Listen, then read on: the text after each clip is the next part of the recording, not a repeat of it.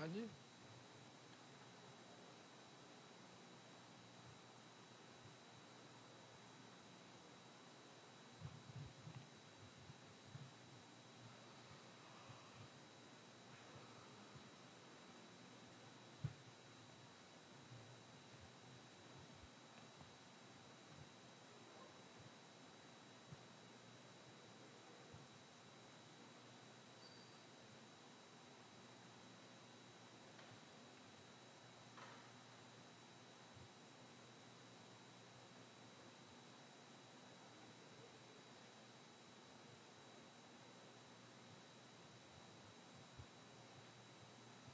Tertúlia.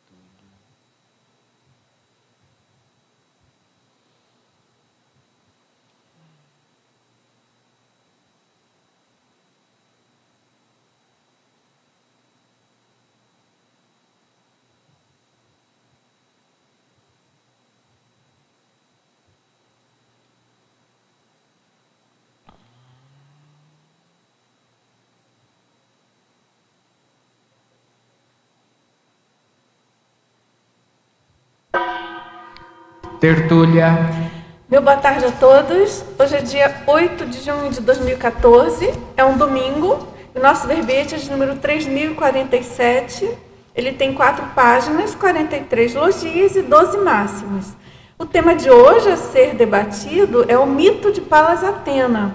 Ele foi redigido da especialidade de mitologia e foi redigido pela neoverbetógrafa de hoje, professora Diana Bergonzini. A Diana, ela é a nossa primeira verbetógrafa nascida no século XXI. Eu peço licença aí para você, falar a sua idade. Normalmente a gente não coloca, né? Diana tem 13 anos, nasceu em 2001, portanto, e ela é estudante, está no 8º ano do ensino fundamental. É brasileira, natural de Curitiba, estado do Paraná, e já voluntaria na Conscienciologia agora desde 2014, certo? Agora, Diana, a gente é com muito prazer que a gente recebe você aqui no Tertuliário e um exemplo para todos nós, não é? Principalmente aqueles um pouco mais velhos, mas também aos jovens da sua idade, né? Os inversores, os jovens em geral. Então, a gente já de antemão parabeniza você pela coragem, né, intelectual. Ontem, no Círculo Mental Somático, para quem não estava presente, o tema do círculo, você não veio, né? Não. Foi a coragem intelectual. E, nossa, eu acho que você é uma prova disso aí, super nova, e bancando aí o verbete, a tertúlia, muito bom, muito bom. Agora, vamos em frente aqui, a gente vai, aos poucos, debulhando, né? Você já sabe como é que funciona. A gente vai lendo aqui as partes principais do verbete e depois a gente entra aí no debate, tá certo? Agora, então, na definologia, o mito de Palas Atenas é um conjunto de histórias e lendas da antiga civilização grega sobre a deusa vinculada à sapiência, à justiça e à estratégia bélica. Na pensenologia, o holopensene pessoal vinculado à intelectualidade. O holopensene da Grécia Antiga, a prioropensenidade. Na fatologia, os mitos, as fábulas e as lendas retratando simbolicamente a realidade dos seres humanos. A deusa padroeira da cidade de Atenas e filha de Zeus. O templo Partenon, do século V, antes da era contemporânea, em Atenas, erguido na Acrópolis, colina localizada no centro da cidade, homenageando a deusa Atena. A deusa Atena espelhando a luta constante das pessoas contra Medusa, a rainha das górgonas, símbolo dos conflitos interpessoais, a exemplo da vaidade, sociabilidade e sexualidade. A deusa Atena refletindo os atributos do mental soma, a exemplo da intelectualidade, da logicidade e do discernimento. Na parafatologia, os fenômenos parapsíquicos, sendo exemplificados pelas habilidades dos deuses na Grécia Antiga. O extrapolacionismo parapsíquico favorecendo a cosmovisão da consciência intrafísica diante da cultura e da sociedade. O estudo da cultura grega podendo ocasionar autorretrocognições. Agora, aqui na remissiologia, nós destacamos então a inteligência evolutiva, a irracionalidade religiosa, a mitoclastia, o princípio da descrença e princípio filosófico. E na frase enfática, o mito de Palas Atena evidencia o pensamento da civilização grega sobre o desenvolvimento da racionalidade, da intelectualidade e do juízo crítico, atributos essenciais para a evolução. Na questionologia, você já pensou sobre a possível relação dos mitos gregos com a multidimensionalidade? Quais proventos evolutivos vem obtendo com o estudo da mitologia? E na bibliografia específica, nós temos, então, duas fontes bibliográficas. Agora, na mega-análise, feita pela equipe da mega-análise da Enciclosapiens, que é a professora Marilene Raganin, Pilar Alegre e Socorro Frazão. Então, são os 20 itens, né, da mega-análise. Intencionalidade, intelectualidade, inteligência, sapiência, justiça, retrocognição, simbolismo, logicidade, crendice, profecia, lenda, realidade, cientificidade, racionalidade, autocriticidade, autoparapsiquismo, mentalsomatologia, cosmoeticologia, evoluciologia e mitologia. Agora, pessoal, por falar em mitologia, eu queria chamar a atenção aqui para a primeira semana paracientífica da Conscienciologia, que vai acontecer de 21 a 27 de julho, agora de 2004, aqui no CAEC, em Foz do Iguaçu. Também vai ocorrer o primeiro simpósio de teáticas da Conscienciologia, de 25 a 27 de julho, também, aqui no CAEC. E, então, essa semana é muito interessante porque nela vão ser debatidos e expostos os trabalhos, né? Vão acontecer as reuniões, a questão de orientação às pesquisas e, na verdade, é um encontro anual dos pesquisadores dos colégios invisíveis da Conscienciologia e da ESI6 também. E, justamente, ele visa dinamizar o holopensene das especialidades conscienciológicas, né? Num evento realmente de integração interdisciplinar. E eu acho interessante a gente chamar atenção para esse evento, porque ele faz um bom contraponto aqui com a questão dos mitos e ele faz um link, vamos dizer assim, um tangenciamento importante com a abordagem paracientífica, né, pelo paradigma consciencial, no caso nosso aqui hoje do mito de Palas Atena, por exemplo, né? Agora, pessoal, vamos então, Diana, vamos ao nosso desafio de hoje. Antes de mais nada, eu queria que você contasse para a gente como foi a sua ideia, por quê, como aconteceu a ideia de você escrever esse verbete. Eu escrevi esse verbete porque eu percebi que muitas pessoas não conheciam esses mitos, né, da Grécia. E queria mostrar que também alguns mitos são muito interessantes e que explicam a história. E o que você pensou assim? Você chegou a estudar na sua escola ou isso não é muito estudado atualmente?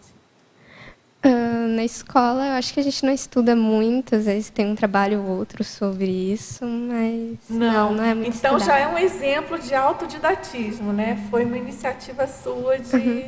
Você estudou por você mesma. Sim. Muito bom. Agora, Diana, olha, a gente viu que chegaram aí seus amigos de uma faixa etária um pouquinho mais próxima que a sua, para reduzir um pouco esse gap aqui que estava acontecendo até então. Tá certo? Todo mundo aí presente. Bem-vindos aí, pessoal da nova geração aí, os neoconscienciólogos. Ah, é? Vamos lá, então. Ah, nossa! Muito bom! Excelente. Vamos lá, então. A gente já tem perguntas aqui.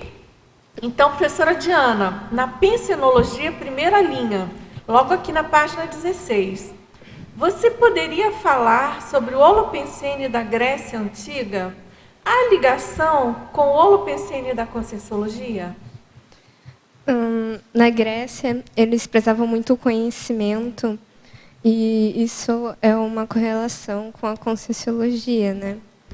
Mas lá eles eram muito ligados aos mitos e não tinham uma base científica para aquilo. Aí vincularam com os deuses ou algo relacionado com ele. Agora, de todo modo, né, Diana, quando você pensa, essa questão dessa abordagem que você fez, né, do mito e do verbete em geral, que você coloca essa questão do parapsiquismo, né, dessas hipóteses, então, por aí tem uma ligação bem direta, né, com a conscienciologia, não é isso? Sim. Porque a gente já pode pensar justamente que a abordagem que você deu no verbete, né, de uma apreensão das coisas além do que é colocado intrafisicamente, né? Já tinha uma tentativa de ver o que está além daquilo ali muito óbvio, né? Sim. Dulce, aproveitando a sua colocação, posso aproveitar para fazer uma pergunta que tem relação com isso? Na questionologia, Diana, na página 19, você faz essa pergunta, né? Você já pensou sobre a possível relação dos mitos gregos com a multidimensionalidade? Então, eu queria saber assim, o que você concluiu sobre isso, dessa relação dos mitos gregos com a multidimensionalidade? Eu concluí que pode ser que muitos dos deuses e dos mitos podem ter sido até existentes, mas que as pessoas exageraram naquilo. E que associaram com coisas que não foi o correto, né? Muita imaginação, né, Diana? Uhum. Muita viagem na maionese, não é Sim, isso? mas lidaram com a multidimensionalidade e não sabiam direito como lidar com ela, né? Aí. Tudo bem? Obrigada.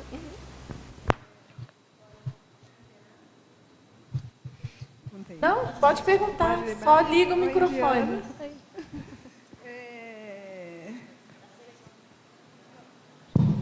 É um prazer, né? A Diana é assim um pouco filha do CIAEC, né?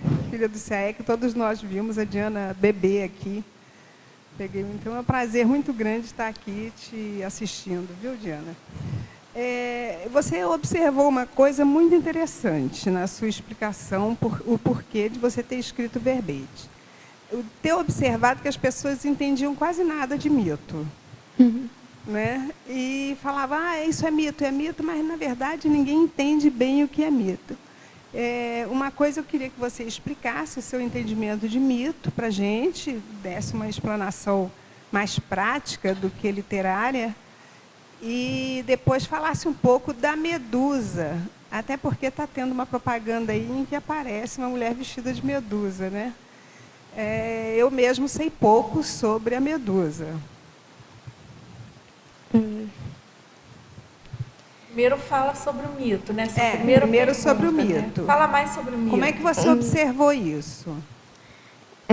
Que o mito ele foi uma história vinculada com os acontecimentos naturais e que pode ter existido pessoas que lidavam, controlavam a água, o fogo, e quando acontecia algo grande, que tinha algo parecido, eles associavam com essas pessoas.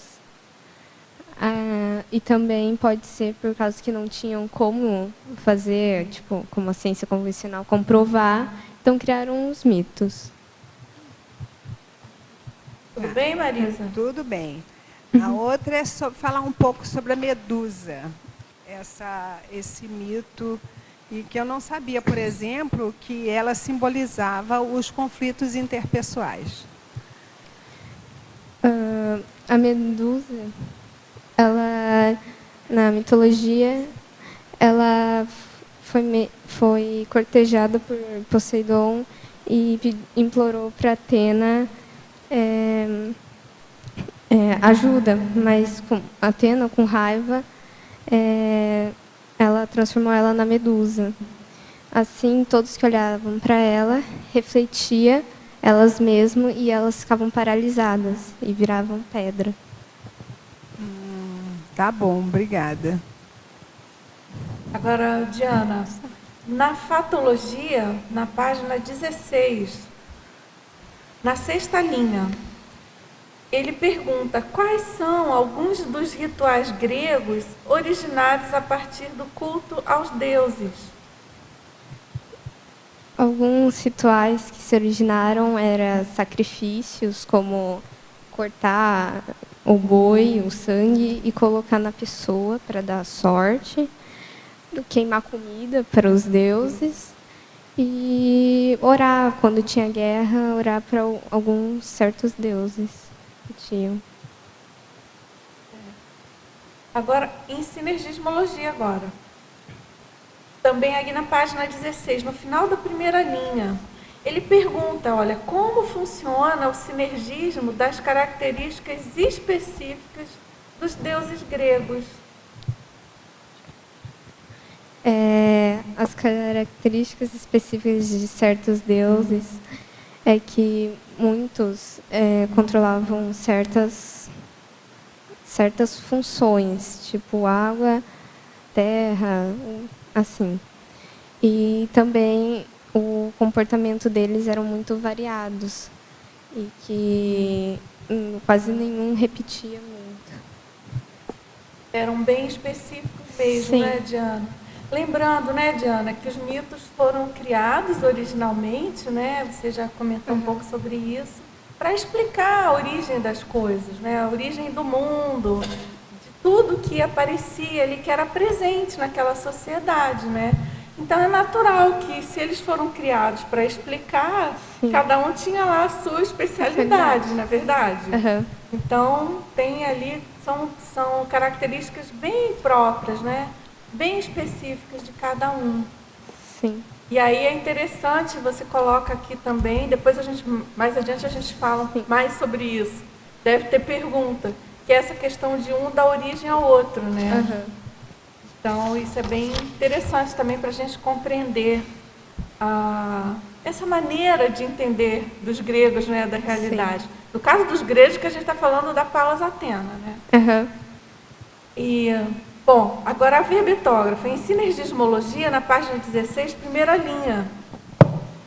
Também aqui, logo no início, né? Você poderia explanar sobre o sinergismo dos aprendizados da cultura grega na atualidade? O aprendizado da cultura grega na atualidade, ele ajuda a entender um pouco da história e do pensamento da época, por causa que naquela época foi a base para o conhecimento do humano, né? E começou a filosofia e os experimentos de cada coisa. Então você acha que realmente a gente estudar e tentar compreender como é que eles entendiam o mundo naquela época, claro, vai ajudar a gente agora, né? Sim. Para a gente não repetir os mesmos erros que eles cometeram naquela época também. Importante, né? Isso, hein, Diana? Uhum. Bem sério. Quer perguntar? Em primeiro lugar, parabéns, professora Diana, que exemplo, muito bom. Eu queria perguntar, em fatologia, página 16, se você pudesse comentar os dois últimos itens, os deuses gregos, criados para explicar os acontecimentos, os sentimentos e os pensamentos das consciências, e a deusa Atena, refletindo os atributos do mental soma, a exemplo da intelectualidade, da logicidade e do discernimento. Os deuses gregos têm várias teorias de onde eles surgiram, né? Uma dessas, eles foram criadas para explicar os acontecimentos naturais. Já que naquela época não tinha ciência convencional para comprovar as coisas, eles tinham que criar algum modo de fazer a explicação para aquilo acontecer, né? Então, se chovia, falavam, Zeus está de mal com sei lá o quê e mandou a chuva. Aí foi assim. Ó. E a deusa Atena, refletindo os atributos do mental soma, ela prezava muito o conhecimento e a sabedoria do homem, né? Então, ela queria se concentrar mais na intelectualidade. Obrigada. Diana, na página 16, a última parafatologia, o que você disse, o estudo da cultura grega podendo ocasionar autorretrocognições. Você teve alguma retrocognição estudando, montando esse verbete? Algum tempo atrás, quando estava lendo um livro, eu não lembro qual era o livro, mas aí eu comecei a procurar na internet, né, os mitos gregos para estudar um pouco mais. Aí eu comecei a gostar muito daquilo e já fiquei, nossa, parece que eu já conheço isso, né? Aí às vezes quando eu ia dormir, eu sonhava com alguma coisa relacionada à Grécia. E o seu nome também é o nome de uma deusa, né? Já pensou assim na relação? Já buscou uma explicação?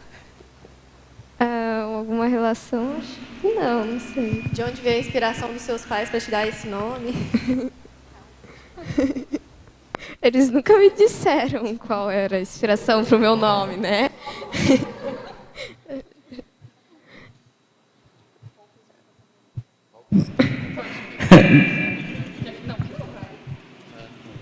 Não, a explicação para o nome dela a Lilian estava grávida, né? Acho que nos primeiros meses. Aí a gente estava pensando no nome, né? Para Diana.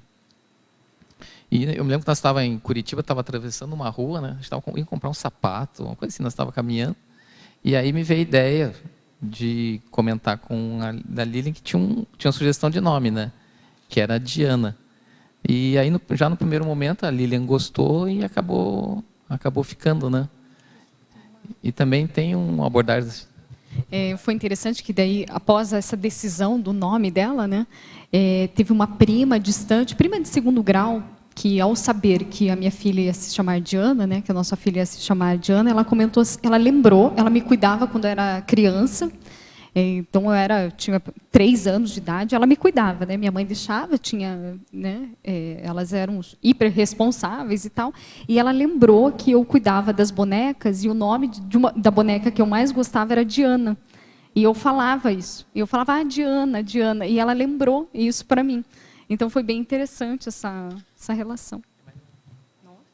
E eu lembrei agora também que depois que a gente acabou passando que o nome dela ia ser Diana, um dia eu fui comentar com a minha mãe, né, que o nome da criança chama Diana, aí ela comentou uma história que eu não sabia, que minha mãe, dentro da yoga, eles têm os nomes lá, místicos deles, né, e ela se chamava Diana.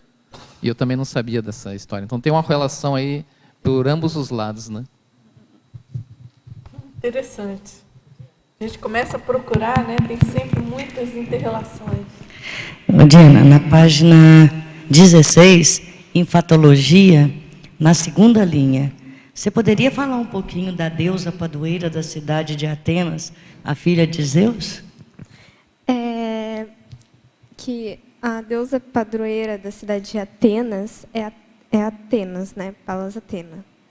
E foi numa competição com Poseidon que eles estavam tentando saber quem ia ser o padroeiro da cidade. Então, o povo realizou uma competição. Qual era o melhor, né? Então, os dois começaram a competir. Então, Poseidon criou uma fonte que jorrava água salgada e o cavalo com as ondas do mar. E Atena criou a oliveira e domesticou o cavalo. Assim, o povo elegeu Atena como a padroeira da cidade. Aí no binomiologia, você coloca binômio Palas, Atenas, oráculo de Delfos. O que você quis dizer isso? Conta para nós. É que o oráculo, ele previu o nascimento da deusa como que ela ia ser mais poderosa que o próprio pai, que era Zeus, né? E ele ficou com muito medo disso e meio que matou a esposa dele, que era para nascer a menina, né, a Palas Atena. Aí o oráculo, ele falava que ela ia ser mais poderosa do pai por causa que ela prezava o conhecimento e queria normalmente fazer o bem. Não sempre fazia, mas normalmente. Agora, professora Diana, tem aqui uma sugestão. Gostaria de sugerir a inserção do Laboratório da Paradireitologia na seção Laboratoriologia. E a teletertuliana coloca que, tendo em vista que a construção do mesmo foi inspirada no tempo Partenon, citado pela verbetógrafa na segunda linha da fatologia. O que você acha, Diana? Eu acho que até que dá para ser inserido por causa que ela, a deusa ela representa a justiça, né? Então, esse laboratório, ele tem a ver com a justiça. Faz sentido por esse aspecto, né? A gente tinha pensado mais na questão física da construção. Então, vamos lá. Eu acho que a gente pode inserir, sim. Então, pessoal, vamos lá. Verbetógrafa na fatologia. Página 16, quarta linha.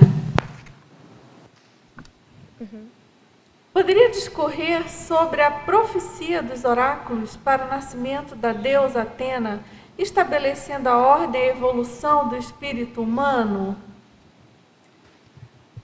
Tá, como eu disse antes, né? Os oráculos preveram o nascimento da deusa como mais poderosa que o próprio pai. E falaram também que ela ia trazer paz para o espírito humano, que ela ia ajudar muito na evolução do humano.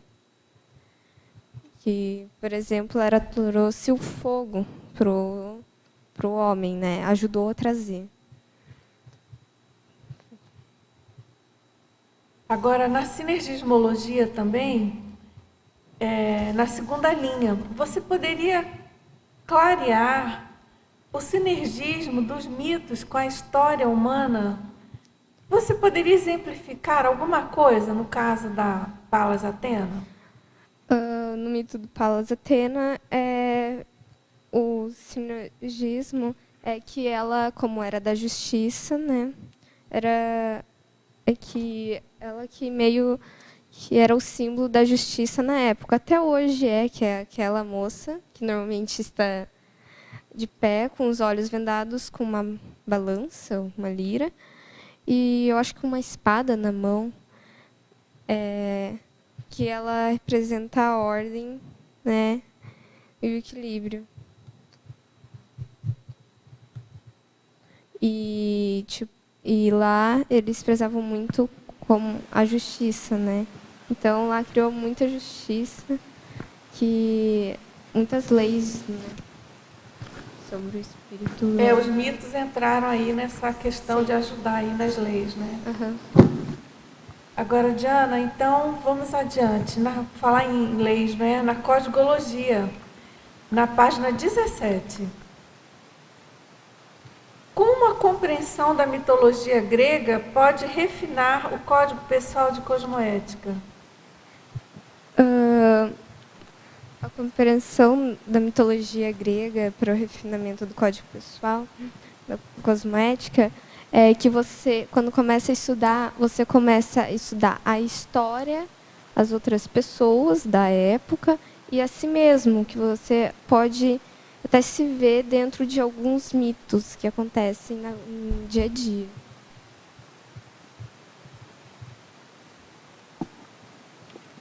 Posso perguntar, Dulce? Claro. Oi. Tá. Diana, página 16, fatologia. O símbolo do escudo de Atena refletindo a imagem verídica dos seres humanos. Acho que está muito perto disso aqui. O homem se vê tal como é, mas não gosta de imaginar ser. Onde está isso? Você pode perguntar de novo? Página 16, fatologia. Tá. Ali no meio. No meio. O símbolo do escudo de Atena Aqui. refletindo a imagem verídica dos seres humanos. O homem se vê tal como é e não gosta de imaginar ser. E não como gosta de imaginar ser. É que no escudo de Atena tem... Eles dizem que tem a cabeça da Medusa. Então, quem olhasse para aquilo ia ver a imagem da cabeça da Medusa e olhar nos olhos dela e ia refletir como a pessoa era. E como a pessoa não queria ver aquilo, ela ficava paralisada. E ficava paralisada, né? Por causa que ela não gostava do que via. Obrigado. Então, na página 17, na paradoxologia, você poderia comentar o paradoxo de a consciência intelectual poder crer irracionalmente nos mitos? Uma consciência intelectual que, tipo, cientistas ou filósofos, que eles acreditavam em alguma coisa, alguma religião, mas não questionavam o que acontecia lá, por que aquilo, da onde foi criado, e acreditavam naquilo sem criticar o que acontecia. Sem questionamento, né, Diana? E é bem sério esse paradoxo, né? Porque na atualidade, é ainda algo bem comum, né? Sim. Tanto é que os mitos eles vão evoluindo, tá certo? A gente está cheio de mito aqui na sociedade contemporânea, né? Que tem a ver com esse paradoxo aqui que você colocou. Pode falar? Dando prosseguimento a essa linha de pensamento que acabou de ser discutido, em efeitologia, na página 17, na penúltima linha, os efeitos do senso comum relacionados aos mitos. Como você vê isso? Aqui. O efeito do senso comum é que um grupo de pessoas, uma maioria, crê ou acredita em algo e que aquele grupo vai levando para uma certa linha, né, como de hoje, que muito da igreja é puxado, né, e que eles não questionam também da onde surgiu, o que aconteceu, como foi criado, coisas que às vezes não batem nada uma com a outra, mas também não questionam achando que aquilo que aconteceu e está tudo certo. E que não tem mais, que não tem uma história que aconteceu aquilo foi que aconteceu e não tem mais nada, fim. Onde entra o princípio da descrença que você Sim. cita aqui em vários momentos, né? Uhum. O princípio da descrença está bem colocado aqui em relação ao verbete, o tema do verbete, né? Exatamente. É o que dá um embasamento muito bom. Parabéns, viu? Obrigada. Na página 17, Diana, na sindromologia, você poderia explicar a síndrome do oráculo? A síndrome do oráculo é uma pessoa que vai dando previsão para as outras, não deixando as pessoas que ela dá a previsão pensarem por si mesmas o que vão fazer, que elas vão precisar sempre daquela pessoa para decidir o que vão fazer. Tipo, eu vou lá sei lá, a bruxa lá da barraquinha lá. Aí ela fala que eu vou crescer, vou me tornar, sei lá, uma jornalista, vou ser rica e não vou ser o quê. Mas eu não vou questionar ela, tipo, mas eu não quero ser jornalista. Eu quero ser médica. Aí você vai na maioria das vezes, vai seguir aquilo, né, que a pessoa fala. E sempre vai indo naquilo, vai indo num ciclo e não vai pensar por si mesmo. A pessoa vai pensar para você. Obrigada. Diana, dentro, então, seguindo essa linha de raciocínio também, você coloca na página 17, neossinapsologia. A criação de neossinapses críticas, desconstrutoras de convicções dogmáticas, próprias das deslavagens subcerebrais. Então, a questão ali você coloca que para uma profilaxia, no caso do mito, seria a criação dessas neossinapses da criticidade. É isso que você quis colocar? Sim. Pode ampliar também a ideia. É que as neossinapses da criticidade têm que ser bem criadas, né, para você criticar tudo. Pode ser até uma mísera história, você tem que criticar aquela história para tentar descobrir se é verdade ou não, né? E que essas neossinapses são criadas aprendendo e vivenciando. A importância dessa criação de neossinapses, ligando assim à conscienciologia, estudo da multidimensionalidade, multiexistencialidade e essa criação de sinapses já desde a infância. Tem você é um exemplo, né? 13 anos já está questionando, já está libertando o verbete, assim, um upgrade. Então, como que você vê isso na sua experiência pessoal?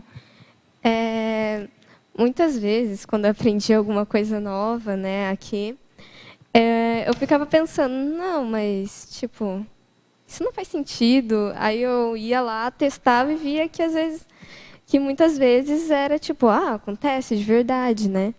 E que eu fui criticando cada vez mais. E até hoje eu faço um monte de perguntas, né? São os troços que acontecem, né? E de experiências que tem, né? E vou perguntando cada vez mais para ver, criticar aquilo. Para não ficar só, tipo, eles falaram que existe, então existe, né? Não vou contrariar eles, né? Dentro do princípio da descrença, que é a vivência, experimentação, aí você questionava, criticava, analisava e tinha a experiência. Aí você comprovava pela sua autopesquisa. Uhum. É isso? Sim. Então, a base mesmo é a autopesquisa, a comprovação através da análise e da experimentação, a vivência. Uhum. Ok. Você quer perguntar?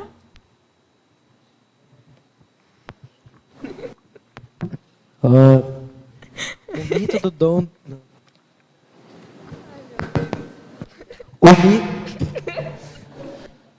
O mito do dom do recebimento sem alto esforço é um... Repete pra gente. O mito... Mitologia. O mito do dom do recebimento sem alto esforço. Ali no final, ali. Final da página 17. Mitologia. Tá. O mito do dom recebido sem esforço. Bem, como já está escrito, né, é um mito que, tipo, que uma pessoa nasce com um dom sem fazer nada. Isso não existe, né? A pessoa pode ter, em outras vidas, ter se esforçado para ir conseguindo aquilo e foi passando para as vidas dela também. Mas ela vai ir aprimorando e vai tentar aprimorar cada vez mais. Mas nunca, tipo, ela nasceu com aquilo por causa que ela, sei lá, fez algo bom e recebeu, pronto, é um dom. Não, ela foi aprimorando aquilo cada vez mais em cada vida, cada renascer. Lembrando, né, Diana, que quem não está muito acostumado com os estudos da conscienciologia, né, às vezes a gente fala, mas aquela pessoa já nasceu com isso, ela já tem, né, que é justamente esse mito. Que aí entra a questão da paragenética, né? Sim. A pessoa, ela não é assim à toa, por mais que ela já tenha nascido assim. Foi esforço de alguma vivência, de algumas experiências, né, que ela teve anteriormente, com certeza. Certo? Sim. Agora, tudo bem? Obrigado. Agora, Diana, na binomiologia, você poderia comentar o binômio mitologia-retrocognição? Que muitas vezes você estudando os mitos, né, você vai relembrando algumas de suas vidas passadas, às vezes com relação daquilo que você está estudando, e você consegue tipo um encaixe para lembrar daquilo. E você vai relembrando, vai puxando o fio assim da meada, aí vai lembrando pouquinhos em pouquinhos. Pode ser uma técnica, né, Sim. retrocognitiva, né? Justamente essa questão dos estudos históricos, né? E como o mito tem essa questão da explicação do mundo, né, das coisas, de tudo que cerca a gente, com certeza tem a ver com alguma coisa das nossas vidas anteriores, né? Claro, não tem como, de algum modo, eles não estarem inseridos, né? Sim. E a gente sabe, né, Diana, dos mitos gregos que herdaram a herança do conhecimento de mitos mais antigos, Sim, do Oriente. que vai aprimorando cada vez mais. Claro, tem tudo aí, a nossa retrohistória toda ali envolvida, embaralhada, né, com aquelas explicações, aqueles conhecimentos. Sim. Né? Agora vamos lá, na parafatologia. Essa pergunta é muito parecida com a que você já respondeu. A gente pode continuar, um pouco mais ampla, né? Você poderia falar sobre o estudo da cultura grega, podendo ocasionar autorretrocognições? Com o estudo, né, da mitologia grega, como eu disse, vai relembrando de vidas passadas, né? E que naqueles mitos, muitos são misturados com das outras culturas, né, que existiam antes daqueles, e vão juntando algumas coisas, né, e vai misturando, criando, né, em cima daqueles outros mitos mais antigos. E assim, às vezes, naquela época, se você viveu, você vai lembrar assim de alguma coisa que lembra a história, um lugar, uma imagem daquilo que vai relembrando. Às vezes até é interessante, você falou ainda há pouco do escudo, né, da Atena. Sim. Às vezes até um objeto citado, ou objeto, alguma ilustração da antiguidade, a gente bate o olho ali, tem percebe uma certa identificação, assim, não é? Eu acho que eu já vi isso, não sei. E assim, um entrosamento, né, que a gente tem às vezes, uma identificação, ou até mesmo gosto, né? Se gostar de algum objeto, de alguma forma, é bem interessante aí para puxar esse fio da meada aí, através dos mitos. Agora, em parafatologia, na primeira linha, você poderia exemplificar os fenômenos parapsíquicos sendo exemplificados pela habilidade dos deuses na Grécia Antiga? Muitos desses deuses, eles associavam com poderes, como a levitação, a ectoplasmia e materialização. Mover objetos ou coisas, tipo a água, terra e fogo, né? Então, eles associaram com os deuses, também exagerando mais do que deviam, né? Então, esse é um gancho muito interessante com os nossos estudos aqui. Sim. Da Conscienciologia, né? Os poderes relacionados aos deuses ou semideuses, enfim. E a questão da compreensão da multidimensionalidade, né? Dos parafenômenos. E aí a gente pode pensar, né, Diana? O que você acha? Você abordou um pouco isso aqui no verbete.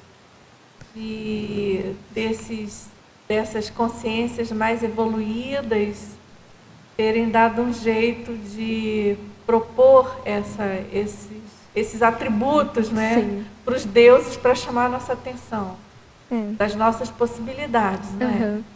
Também exagerando mais do que deviam, né? exagerando bastante às vezes. Bem mais. Diana, parabéns. Obrigada. Pela estreia, né? Tão precoce, né? É um exemplo mesmo. Não está saindo? Tá ligado? Tá ligado? Tá ligado? Ok. Então, tá bem interessante, né? Essa tranquilidade que você está tendo, essa abordagem racional do mito, né? Que acaba lembrando o processo como é que é? Subcerebral, do processo emocional, né?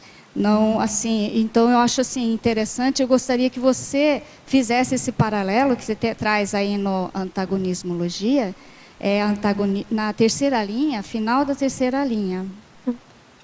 É o antagonismo, abordagem emocional e abordagem mental somática em relação ao estudo de Palas Athena. Como que seria essa abordagem emocional? Você teria como ampliar? Que a abordagem emocional você não pode levar muito para o lado emocional as coisas, né? Então você só atrapalha. Você tem que não agir por impulso. Você tem que pensar 2 vezes antes de fazer aquilo. Uhum. Colocar reflexão nas coisas, né?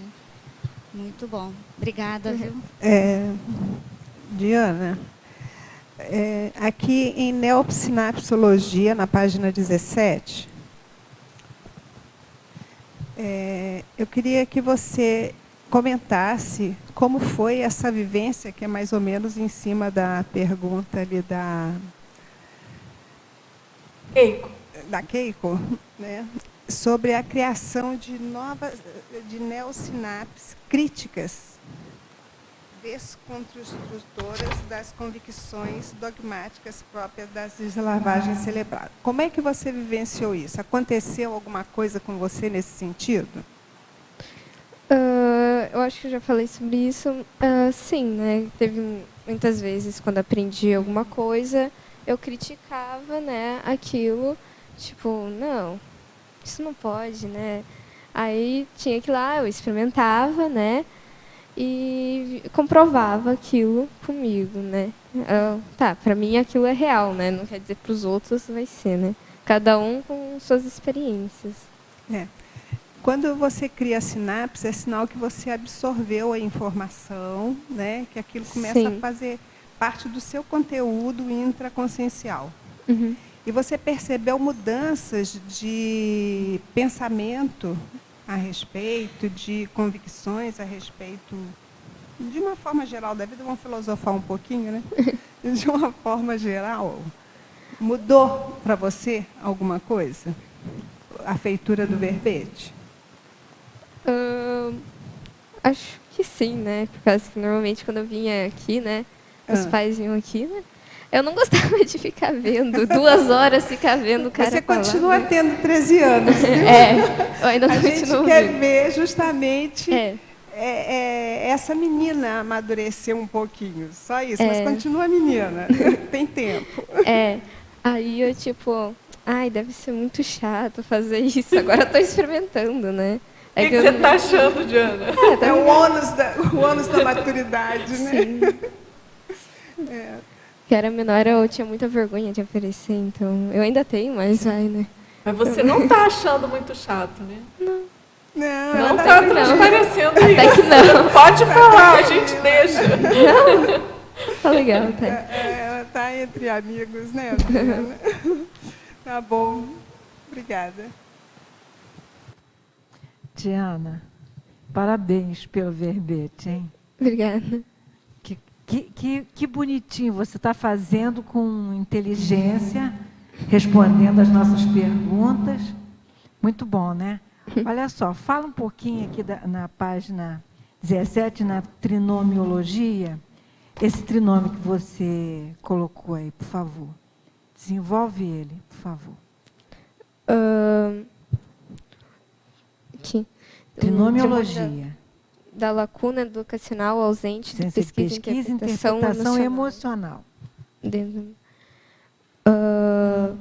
A pesquisa e a interpretação dos mitos é muito importante, né?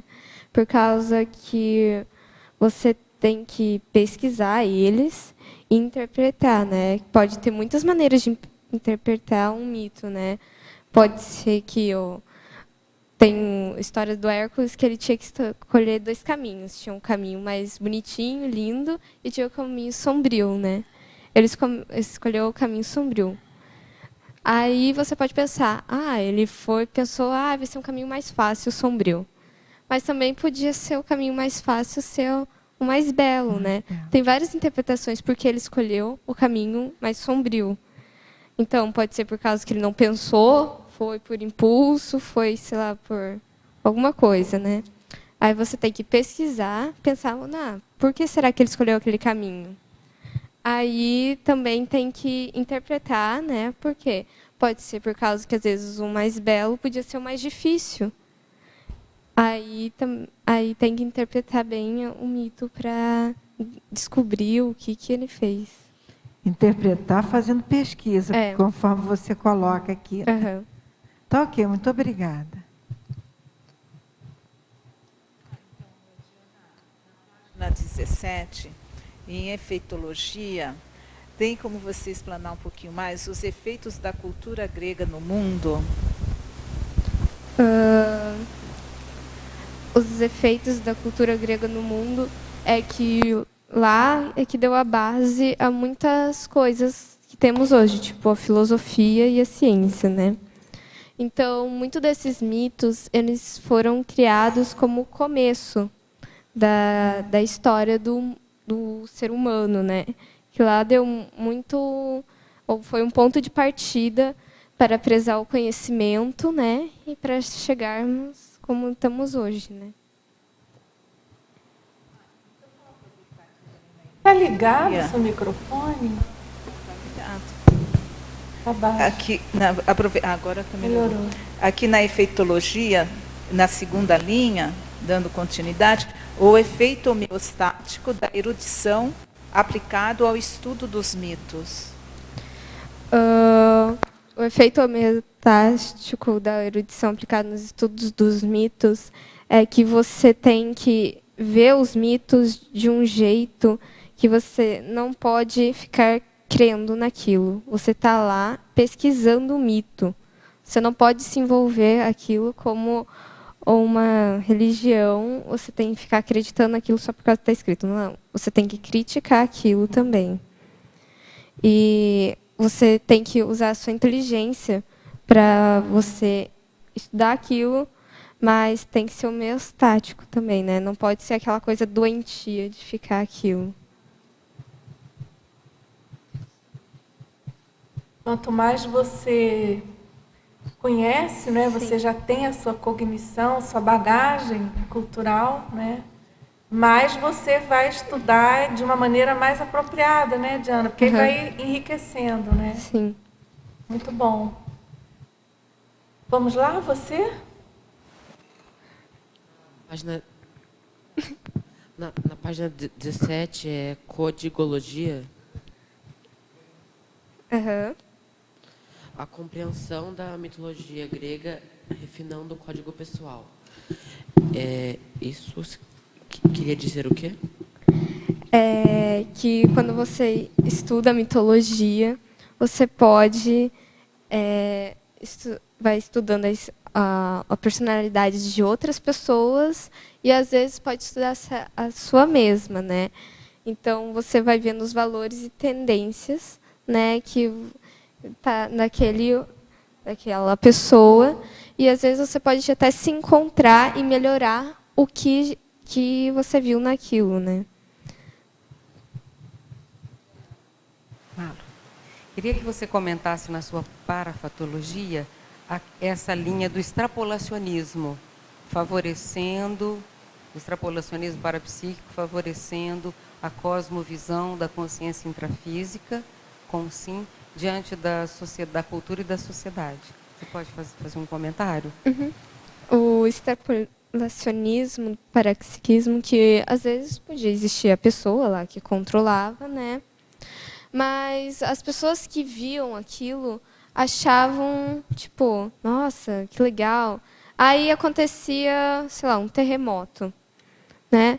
Aí essa pessoa mexe com a terra, calma aí, terremoto, terra, vamos associar aquilo.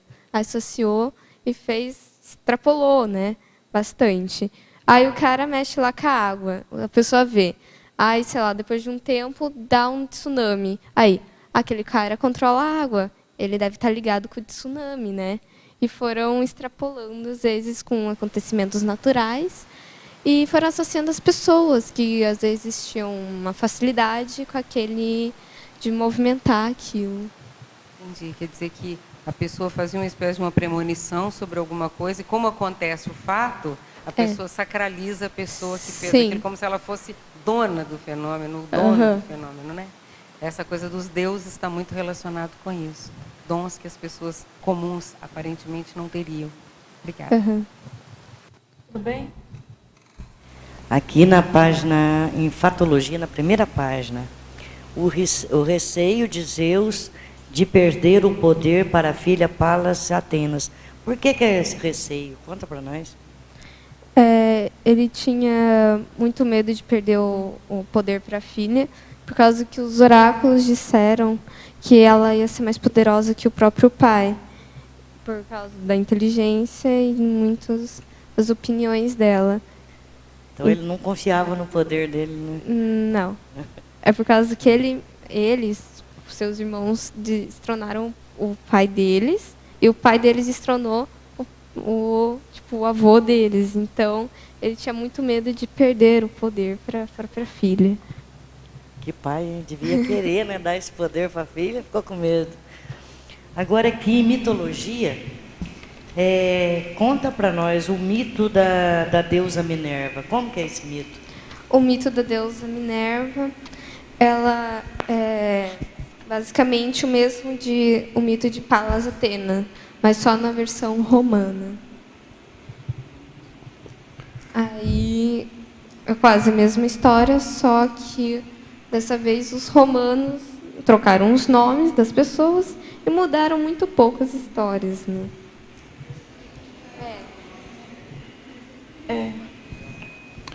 Diane, aqui em cima, Yamazita.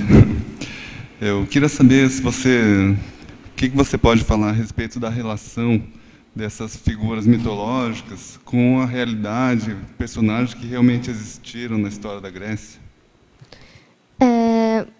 Pode ser uma teoria que esses personagens podem ter existido, mas, como já disse, muitas vezes, que extrapolaram, né?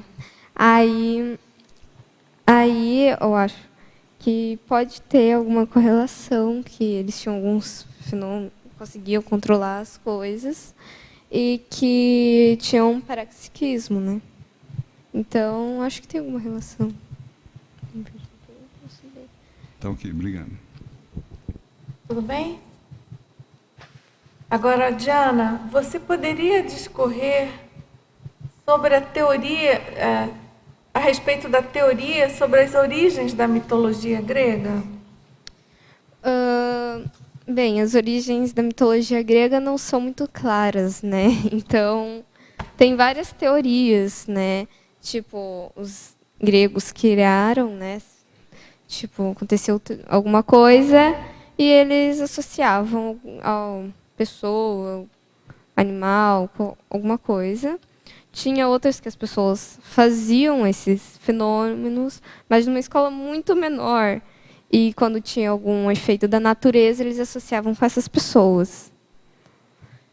Então, tem várias outras teorias, né? Às vezes por causa que, como o humano era tipo que predominava, né? Era o mais inteligente, então falavam que era ele que controlava, mas que tinha poderes, né? Era tipo eles, mas com poderes.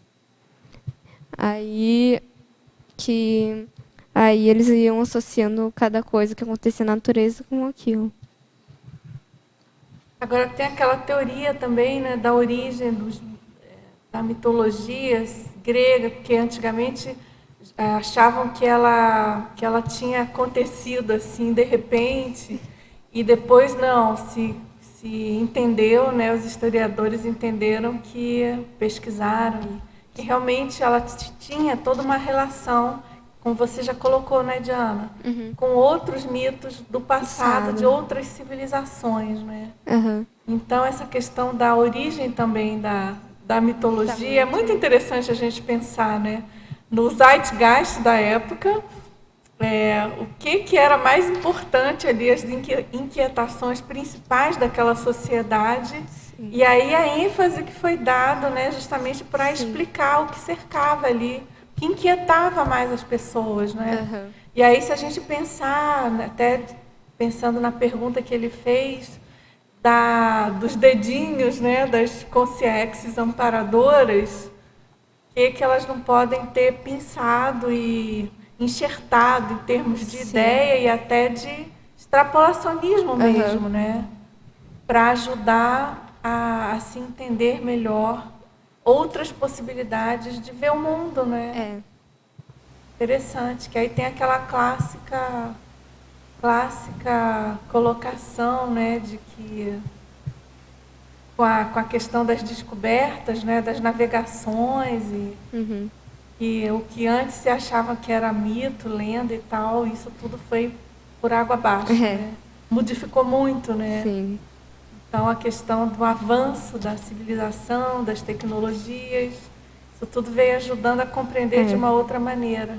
Também naquela época não tinha um termômetro, naquela época eu acho que não existia, né? Era mais pelo o que viam, era o que acontecia, não tinha como explicar, né? Tanto é que os mitos originalmente eram, claro, orais, não é? Eram os poetas que narravam, né? De modo verbal, oral, não tinha muitas maneiras de fazer isso. Não tinha os nossos microfones, né? Agora, por falar nisso, eu queria lembrar que eu não falei aquele momento. A gente vai ter um verbete, para quem se interessar, Síndrome do Oráculo. Ele já está no prelo, é do professor Rodolfo Krauten. Ele está praticamente pronto e já deve estar sendo agendado, tá certo? Então, ele vai dialogar muito com o seu, aqui com o mito, no sentido do aspecto oráculo, né? Das predições, tá certo? Agora, Diana, a gente tem mais perguntas na primeira linha da teoriologia. Desculpa, da efeitologia, terceira linha. Você poderia aprofundar os efeitos negativos da idolatria? Os efeitos negativos da idolatria é que você vai idolatrar aquilo sem você questionar. Então, você vai, tem a estatueta de um santo, de um deus, e você vai ficar adorando aquilo. Aí você fica acreditando naquilo que, vou fazer uma prova, então vou rezar para ele e ele vai me ajudar na minha prova. Então você sempre vai ficar dependendo daquilo, né? Você vai ficar rezando para aquele Deus e você não vai fazer por você. Aí você reza para aquilo, então, não vou estudar por causa que ele que vai me ajudar na prova. Aí fica lá, senta e fica vendo TV e não estuda. Aí, quando chega a prova, você faz e vai mal, logicamente. Aí você fala assim, não mereci, por causa que eu fiz alguma coisa de mal, então eu não mereci aquilo, né? Aí, isso fica um efeito negativo, você fica dependendo daquilo, né? E não fica, eu vou estudar para a prova. Vou estudar para a prova, né? Por causa é difícil, né? Mas não, você fica dependendo dele. Você acredita naquilo, né? Tem a ver com aquele mito que você explicou ainda há pouco, né? Do dom recebido sem auto-esforço, né? Isso é bem... Esse efeito aqui é bem sério, né? Agora, Diana, em neossinapsologia, você poderia explicitar a criação de neossinapses críticas, desconstrutoras de convicções dogmáticas próprias das deslavagens subcerebrais? Para a criação de neossinapses críticas, tem que estudar e vivenciar, né, aquilo. Então, quando mais você vai estudando, mais neossinapses de críticas vão sendo criadas, né? Por causa que você vai vendo que não tem relação uma coisa com a outra, né? E você vai vendo que aquilo não tem sentido e que antes para você tinha sentido, mas agora não tem sentido por causa que você vai vendo. Ué, mas isso não pode ter acontecido, é impossível. Aí você vai vendo que... Aí você vai questionando cada vez mais aquilo que você acreditava. Aí tendo sua própria experiência. Esse desenvolvimento tem relação com a legislogia, né? A lei do maior esforço pesquisístico, né? Que é ao contrário do mito do dom recebido sem alto esforço, né? Sim, você tem que se esforçar o máximo possível para conseguir aquele objetivo. Dos seus esforços em fazer esse verbete. Primeiro, assim, quero te dar os parabéns, né?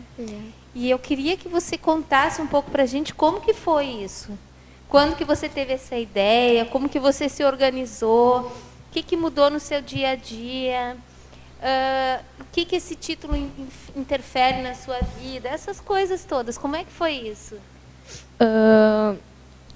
A ideia do verbete... Tipo, eu estava falando com a minha mãe, né?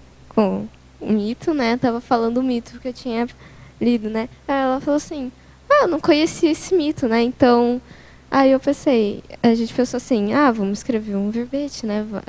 Vai fazer as pessoas conhecerem mais ele, né? E aí foi...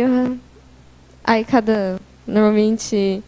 1 ou 2 semanas a gente escrevia alguma coisa, né? No começo foi bem difícil, por causa que eu queria fazer outra coisa do que escrever um verbete, né? Aí até que a minha mãe foi ajudando, aí foi fazendo, né? Aí, tipo, ele me ajudou muito por causa do que eu tenho muita vergonha, às vezes, de falar em público, né? Aí... Não parece, hein, Diana? Não parece. Tá se revelando, hein? Eu tinha. Tinha, né? Você acabou tinha. Agora. Aí ele me ajudou muito nessa questão de parar de ter vergonha do público, por causa que eu tinha muito medo das pessoas rirem de mim, que eu falar alguma coisa errada, as pessoas vão rir. Aí eu acho que meio que acabou com esse conceito de as pessoas rirem de mim. Muito bom, né? Um belo exemplo. Diga, Marisa. Eu gostei quando ela falou que no princípio foi muito difícil, mas aí depois a gente foi escrevendo com a maior leveza do mundo. Quanto tempo levou para fazer, Diana? Eu não sei. Escrever foi rápido. Eu não sei. Escrever foi rápido, assim. Que a gente fez uma dinâmica, né, de assim, uma atividade em conjunto, que ela tem bastante conteúdo de mitologia, né? Então ela trazia os livros, ela lê, qual que é aquela série de livros?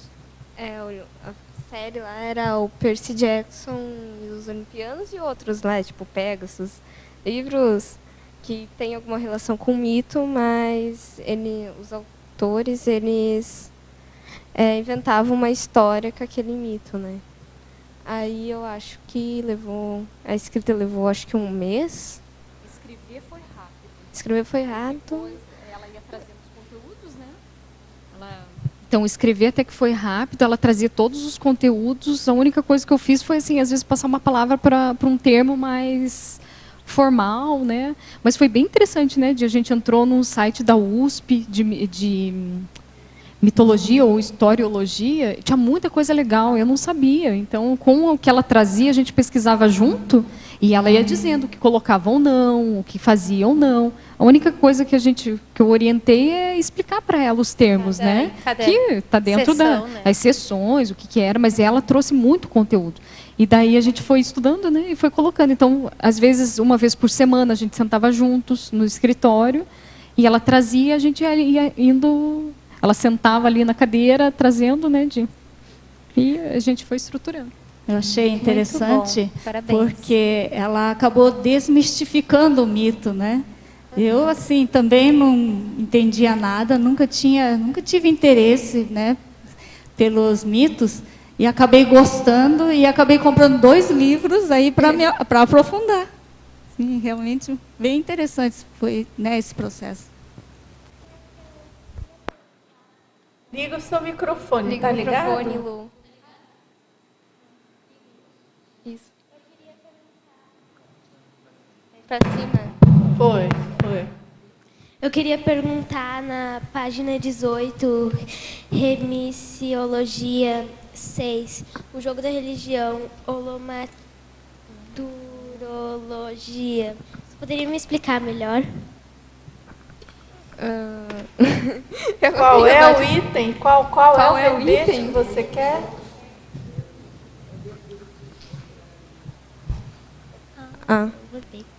Jogo da religião. Aqui, jogo da religião. Sim. É um verbete que os verbetes que estão relacionados a isso daqui, né? Nação,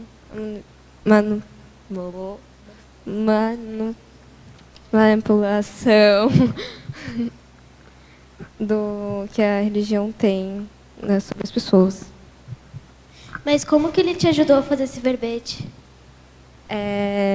Que, tipo, isso daqui também uma vez foi uma religião, né? Religião dos gregos. Então, eles também meio que controlavam naquela época, né? Em vez de ser a igreja, né?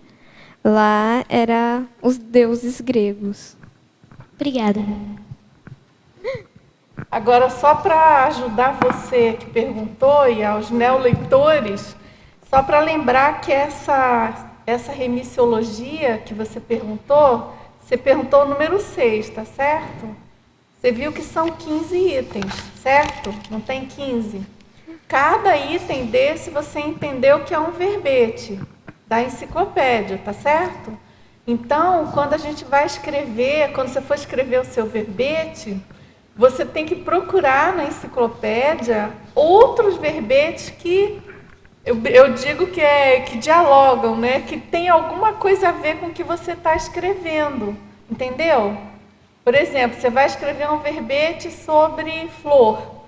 Aí vai que tem na enciclopédia um verbete sobre rosa.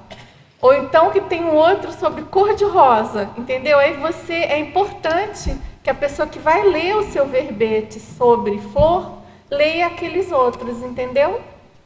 Por isso que tem essa sessão de remissiologia. É para a pessoa ampliar o que ela já está aprendendo aqui na leitura do verbete específico. Tá certo? Você quer perguntar também? Vamos lá. Oi, eu queria perguntar sobre a culturologia, a cultura da intelectualidade. O que você acha sobre isso? A cultura da intelectualidade é a pessoa que ela estuda muito, né? Que ela lê, estuda, faz a maioria das coisas para aprender, né, com aquilo, com vivências e com outras coisas, né? Então ela vai estudando aquilo para aprimorar o conhecimento dela. Diana, queria aproveitar a pergunta. E no seu verbete, em vários momentos, você falou sobre intelectualidade, sobre erudição, que é quase que um contraponto ao mito. E eu achei interessante também que você escolheu um tema que você gostava para ampliar a sua erudição, né? Então, assim, é uma boa técnica para a gente desenvolver a intelectualidade. Aí eu queria que você falasse um pouquinho sobre isso, assim, sobre um tema de estudo que você escolhe, que é justamente um tema que você gosta. Sim. Eu gosto muito de mitos, né? Que faz um tempo que eu gosto muito de mitos, né? Então, esse de Palas Atenas foi relacionado com a inteligência, né? Com inteligência, com pensamento. Então, relacionei o título, né? O Palas Atenas, com isso daí, da questão da inteligência, que ela retrata isso na mitologia grega. Muito bom, parabéns aí pelo verbete. Obrigada. Agora, professora Diana, em fatologia, na página 16, final da 4ª linha. Você poderia, de baixo para cima, você poderia ampliar os deuses gregos criados para explicar os acontecimentos, sentimentos e pensamentos das consciências? Existem muitos deuses na mitologia, muitos mesmos, né? Então, tem os dos principais são os olimpianos, que são 12, né? Então, tem Zeus, Poseidon, Deméter, Atena, Hera, tem vários, né? E cada um deles controla um elemento ou uma característica do mundo, né? Como Zeus controla os ventos, o céu, né? Aí tem Poseidon, que controla os mares. Atena, o conhecimento, característica do conhecimento. Hera, casamento. Aí Deméter, agricultura, grãos, né? E vai indo assim. Tem muitos mesmos deuses, que cada um com uma característica. Tinham seus traços, né? Tinha os mais rigorosos, os mais calmos. Cada um tinha uma característica de ser humano, né? Diana, eu gostaria que você ampliasse essa ideia que você trouxe na frase enfática. O mito de Palas Atena evidencia o pensamento da civilização grega sobre o desenvolvimento da racionalidade, da intelectualidade e do juízo crítico, atributos essenciais para a evolução. Você pode ampliar trazendo assim mais para essa questão dos atributos essenciais para a evolução? Que o mito de Palas Atenas, ela priorizava o conhecimento, né? Então, a civilização grega, ela dava como tudo o que eles pensavam, filosofavam, como uma característica que a deusa deu para eles, né? Então, eles falam que a racionalidade, a intelectualidade, o juízo crítico, eles ajudam para a evolução, por causa que você tem que estudar as coisas para você conseguir evoluir mais, né? Para você criar novas técnicas, ou objetos, ou máquinas.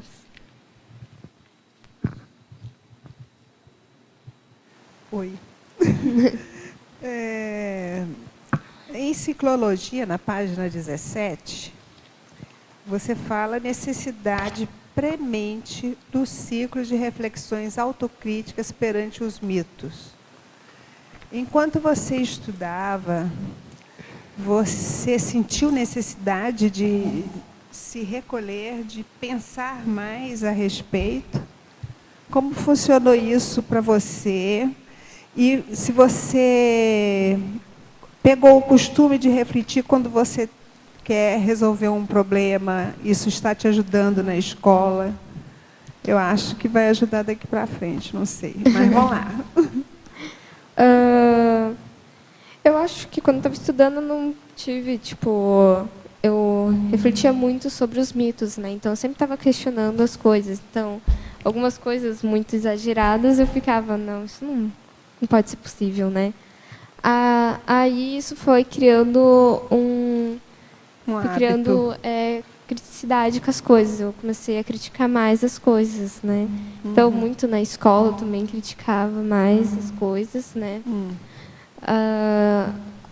Eu também comecei a fazer mais perguntas, né, sobre as coisas, como funcionava, mais do que eu fazia, né? Agora tem que suportar as perguntas, faz cada pergunta uma mais boba que a outra, né? Mas é verdade. Aí, eu acho que eu fiquei mais crítica do que já era, né? Isso me ajudou muito na escola. Ampliou a sua visão dos assuntos em geral, né? Achei muito interessante isso aqui. E eu acho que você deve, com certeza, você vai levar isso para a sua vida, para os seus estudos escolares e tudo. Muito bom, viu? Posso falar aqui? Parabéns. Obrigada. Na página 16, Fatologia, na 8ª linha, você fala que o homem se vê tal como é e não como gosta de imaginar ser. Hoje em dia, eu vi isso muito como um arrecim, né? Como você mesmo disse. Você viu o verbete como uma reciclagem tua. Você era tímida e está se vendo super confiante aí falando. O que você poderia explicar um pouquinho mais sobre como era nessa época e como você vê nos dias de hoje as pessoas tendo dificuldade de se imaginar ser diferente como exatamente é? Muitas pessoas, elas tentam ser uma pessoa que não são. Aí elas ficam tentando ser pessoas que não são, né? Tipo, tem muitas mulheres que veem a Gisele Bündchen e querem ser como ela, né? Então elas tentam virar ela. Literalmente pintam o cabelo, fica, sei lá, a cor da pele dela, tentam ser o máximo possível, até imitar o comportamento em alguns casos, né? Mas tem várias pessoas isso, que as pessoas tentam imitar outras eles acham que aquela pessoa é perfeita, então elas querem ser aquela pessoa. E quando elas, tipo, começam a ver que ela não é aquela pessoa e começam a ver de si mesmas, elas não gostam. E elas querem mudar para aquela pessoa. E elas vão ficando, tipo, eu vou ser aquela pessoa. Aí, tipo, aqui, como da Medusa, né? Quem olhava nos olhos delas viam como elas eram, né? Então, elas não gostavam daquilo. E muitas pessoas não gostam de ver como elas são. Elas tentam ser outras pessoas que não são. Agora, professora Diana, em binomiologia, página 17. Você pode explicar o binômio Palas Atena, oráculo de Delfos? Eu acho que eu já expliquei isso, mas vai, né? Mas dá uma palhinha de novo, que é uma outra teletertuliana. Sim. Como Palas Atenas, quando ia nascer, os oráculos deram uma previsão para ela, falando que ela ia ser mais poderosa do que o pai, né? Que tem, às vezes, muitas relações de Palas Atenas com o oráculo, né? Então, muitos acontecimentos, os oráculos falavam e ela tentava ajudar alguns heróis que recebiam esses profecias, né? Como Ulisses, Hércules, vários, né? E que ela tinha muito... Ela tentava ajudar de que maneira, Diana? Ela não ajudava diretamente, ela ajudava indiretamente, como dando ideias, um pedaço de uma ideia para a pessoa pensar numa ideia em geral, assim. Ela, às vezes, visitava eles, mas eles não sabiam que era ela. Aí dava algum objeto que ia ajudar naquela missão. Mas, normalmente, ela fazia o bem, mas algumas vezes ela meio que exagerava, né? E meio que fazia ao contrário do bem, né? Fazia um pouco do mal, né? Agora, tem uma pergunta, eu não sei se você quer falar de novo sobre a questão do mito da deusa Minerva. Você já explicou sobre isso, né? Sim. Que ela está perguntando se você pode explicar sobre esse mito. O mito de Minerva, ela é basicamente o mesmo mito de Palas Atenas, né? Então, eu não sei muito sobre mitologia romana, mas pelo jeito parece que também teve a profecia, né, dos oráculos, e falaram que ela ia ser mais poderosa que o pai, né? Mas eu não sei muito sobre esse mito. Mas a gente sabe que equivale, né, Diana? Então, a origem provavelmente é a mesma. É mesmo. Algumas coisas mudam, acho, mas não tenho certeza. É a versão romana da Atena, é isso? Agora, Diana, na paradoxologia, você poderia ampliar o paradoxo de consciência intelectual? Já comentou um pouco sobre isso. Poder crer irracionalmente nos mitos. Que uma pessoa, né, tem muitos casos de cientistas e filósofos que eles acreditam em alguma coisa, mas eles não questionam aquilo. Então, eles ficam crendo naquilo sem questionar. mesmo tendo uma inteligência acima de todos, descobriu alguma coisa nova, mas não questiona aquilo que ele acredita. Agora, você poderia exemplificar a cosmoéticofobia, lá em Fobiologia, página 17?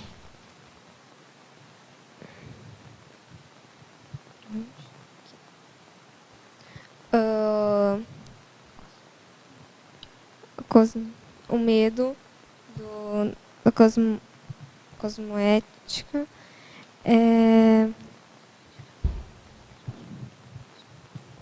que tem muito medo de fazer coisas que vão ajudar pessoas, né? Medo de mudar o comportamento, né? Então, que vai... O caso é o medo da cosmoética em si, do comportamento cosmoético, tá certo? Aí o que a gente podia relacionar com a Atena? Como é que era o comportamento dela, Diana? Era mais ou menos cosmoético para a época, né? Vamos considerar a época. Como é que era isso? Ela tentava ajudar o homem a evoluir, né? Mas muitas vezes também ela quando ficava com muita raiva, ela fazia coisas que não deviam ter sido feitas, né?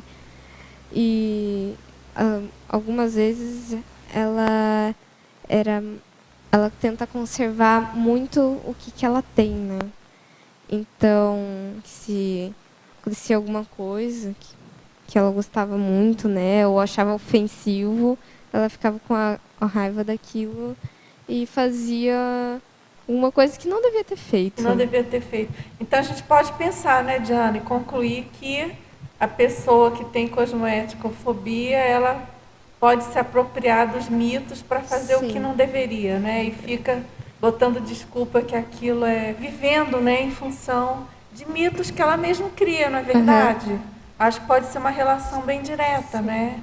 Do mito com a cosmoéticofobia. A pessoa foge de querer entender ela mesma, né? As coisas, o que tem em volta, de uma maneira mais racional, mais mental-somática, né? E fica ali na visão apenas mitológica, né? Alimentando uma postura mitológica, né? E isso vai estar... vamos dizer assim, o que tem por trás disso é uma cosmoéticofobia, né?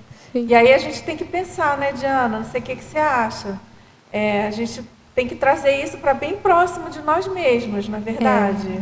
Isso não é tão distante, né? Não. A gente fica inventando as coisas para não enfrentar o que precisa. O que você pensa? Eu acho que você vai começando a inventar, né, algumas coisas, e para você não fazer determinada coisa, né? Então, um exemplo meu foi quando eles falaram que eu ia apresentar o verbete. Aí eu comecei a enrolar com alguma coisa, estudar para a prova, tinha que fazer alguma coisa. Aí até que aí não deu mais para enrolar, né? Então teve que... Depois que agendou, não deu mais para enrolar, né? Eu acho que ele ficou pronto, aí levou um tempinho para o agendamento, não foi? Você ficou inventando mitos, né, Diana? Aí eu, tipo assim, eu pensei, vou acabar logo com isso, então vai. O mito da dificuldade de comunicação, o mito do medo, né, da timidez, é tudo mito, na verdade, não é isso? A gente fica inventando as coisas para não enfrentar o que precisa, né? Agora, em sindromologia, é sobre a síndrome do oráculo. Tem uma pergunta também sobre isso. Então, vou lembrar aqui, para a pessoa que é se interessada diretamente, né, que vai ter o verbete especificamente sobre isso. Ele está sendo agendado, que é justamente a síndrome da predição, né? Aquela pessoa que fica, tanto aqui emite a predição, quanto aqui consulta, né? Que fica, vamos dizer assim, dependente de uma outra pessoa dizer o que ela tem que fazer, o que vai acontecer. Quer comentar, Diana? Acho que já falei também sobre isso. É que a pessoa fica precisa da outra pessoa para conseguir as coisas, né? Então ele não tem uma decisão formada, ele precisa daquela pessoa para saber o que ele vai fazer e não pensa por si mesmo, né? Na página 17, antagonismologia, você fala da consim parapsíquica e o antagonismo lenda. Explica um pouquinho para a gente, por favor. Na segunda para a terceira página. Consins parapsíquicas e o antagonismo lenda. Sim, achei aqui. O antagonismo lenda realidade e o antagonismo personagens mitológicas com consins parapsíquicas, é isso? Então, os dois antagonismos, né? Antagonismologia, segunda e terceira linha. Isso. Personagens mitológicas com consins parapsíquicas. Isso. E depois antagonismo lenda realidade. Tá? Isso. Contrário. Que os personagens mitológicos, eles são da mitologia e são exageros, né? Que podem até ter sido existentes, né? E a consim parapsíquicas, elas tentam estudar aquilo e ir além do que sabem, né? Para tentar cada vez evoluir cada vez mais. Aí lenda realidade. A lenda e a realidade. A lenda pode ser algo, normalmente algo que não é existente, né? E que muitas pessoas confundem com a realidade, que é algo que é baseado em fatos que aconteceram de verdade, né? Que são possíveis. E na atualidade a gente tem as lendas urbanas, né? Super comuns aí. O Saci Pererê. E aí, você?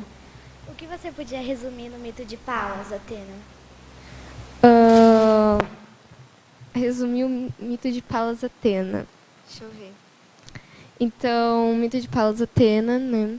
Ele foi criado para explicar por que o homem pensa, né? Então, no começo, né, os oráculos deram o nascimento dela como mais poderoso do que o próprio pai, né? Assim, Zeus, ele comeu literalmente a esposa dele que estava tendo Atena, e Atena nasceu dentro da cabeça de Deus. Transformou numa mosca, não foi isso? Não tem ela transformou como uma mosca, ele foi lá e comeu. aí ele engoliu a mosca. A esposa dele, uma das primeiras esposas dele foi Metis. Aí teve a luz de Atena na cabeça de Zeus, né? E lá ela foi dando conselhos para Zeus, né? Que a mãe dela era a deusa do conselho. Então ela foi lá e ela foi crescendo, né? Dentro da cabeça dele, foi dando, acho, como origem do pensamento, né? Que foi crescendo. Aí um dia Zeus sentiu uma dor muito grande, dor de cabeça, né? E pediu para os filhos dele segurarem ele para Hefesto tirar, para abrir uma fenda na cabeça para Atena sair. E assim ela saiu já adulta, vestindo a armadura, com a armadura e tudo. Tudo, né? Você já saiu. Certo? Agora, Diana, na parafatologia... Não, na fatologia primeiro. Você poderia explicar a deusa Atena espelhando a luta constante das pessoas contra Medusa, a rainha de Górgonas?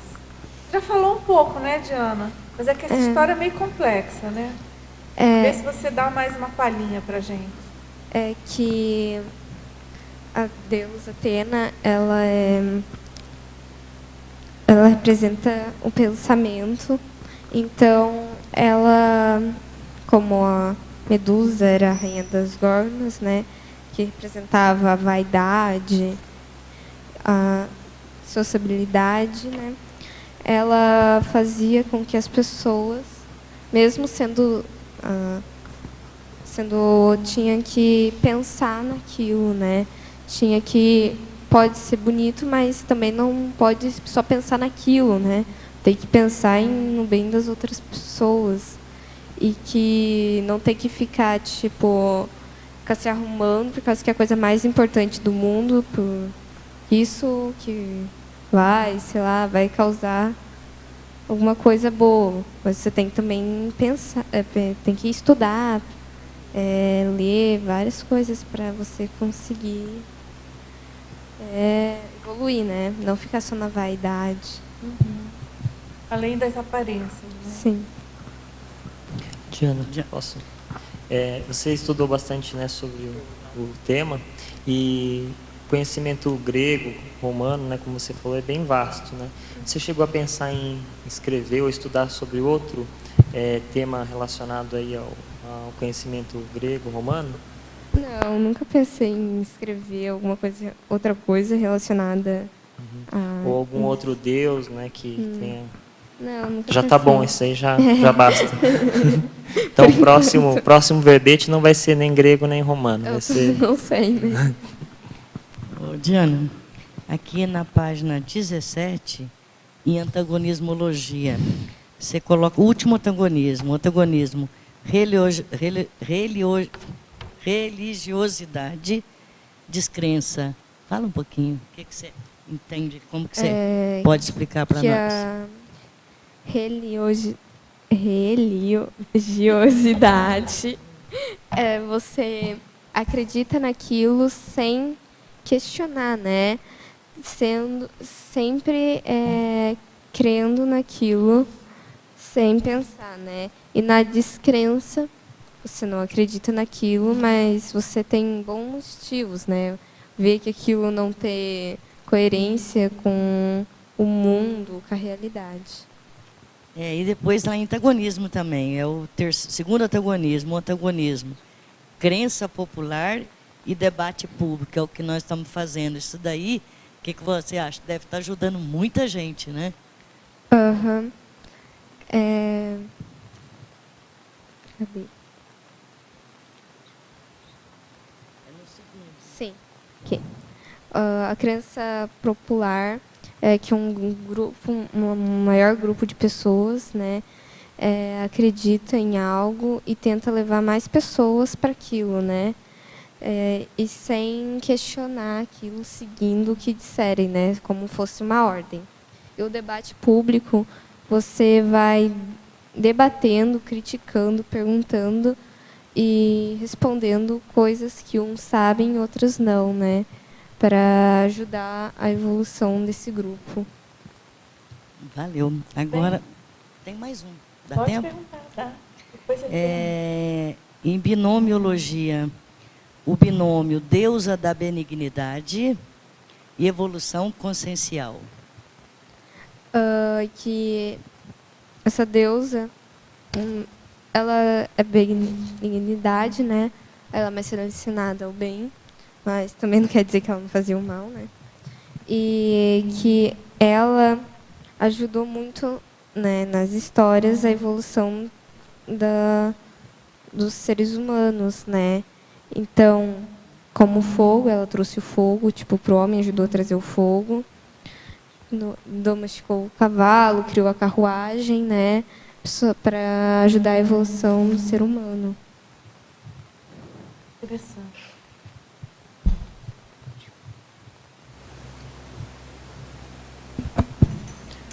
Diana, qual que é seu mito preferido e por que é o seu mito preferido? Alguma coisa assim?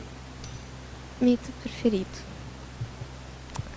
Eu não tenho um mito preferido, por causa que tem muitos que são muito confusos e outros por causa que são, tipo, muito sem noção, né?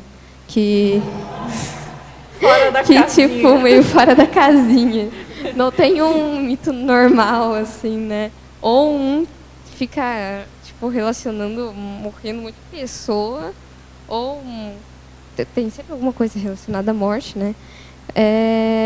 Mas eu acho que um dos meus preferidos é o de Ulisses, por causa que ele usa muito raciocínio lógico para tentar voltar para casa, né? Que ele quer rever a mulher dele, né? Mas tem uma maldição que cai sobre ele, mas ele vai cada problema que surge no caminho dele, ele tenta resolver usando a inteligência. Obrigado. Diana, eu queria que você falasse um pouco mais na binomiologia. O último binômio é binômio Deus-Atena, atributos conscienciais. O que você ressaltou nesse sentido? O que você viu? Que a deusa Atena, um dos atributos dela é que ela priorizava muito o conhecimento, né, a inteligência. Então, isso é um dos atributos do ser humano, que ele tem a capacidade de pensar mais do que os outros, né? Tipo, os animais, mas que não têm inteligência tão alta, né? Então, ela é relacionada muito com o pensamento e com as consciências que têm o poder de pensar, né? Sabedoria, né? Sim. Reflexão, né? Prudência. Ela tinha essa relação forte de atributos bem mentais somáticos, né? Interessante. Você quer perguntar? Diana, parabéns. Obrigada. Eu venho a 2.500 quilômetros daqui, dentro do Brasil, e é a primeira vez que eu estou aqui. Há muito tempo que eu gostaria de visitar, e estou tendo a graça, a felicidade de ter você como maestrina desse ambiente nesse momento. Você é de onde? Atualmente eu estou no Tocantins. Tocantins, puxa, longe mesmo.